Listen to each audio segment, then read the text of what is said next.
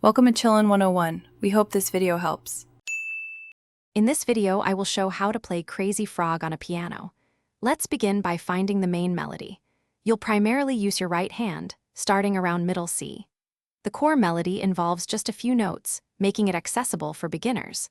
Focus on getting the rhythm right at a slow tempo, then gradually speed up. This approach helps build muscle memory and accuracy, ensuring a smooth and enjoyable playing experience.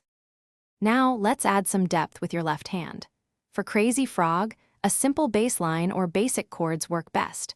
Try using C major and G major chords to complement the melody. The key is to start very slowly, ensuring both hands are perfectly synchronized. This coordination is crucial for a cohesive sound.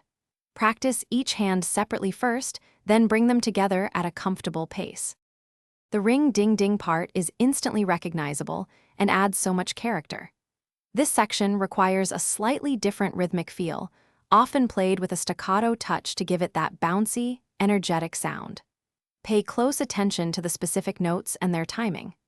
Practice this phrase repeatedly until it feels natural, then carefully weave it into the main melody, ensuring a seamless transition between sections. To master Crazy Frog, consistent practice is key. Aim for short, focused sessions, perhaps 15 to 20 minutes daily. A metronome is your best friend for developing precise timing and a steady tempo. Don't be afraid to record yourself playing.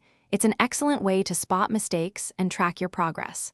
Remember, patience and persistence will lead to a fun and successful performance of this catchy tune. Thanks for watching.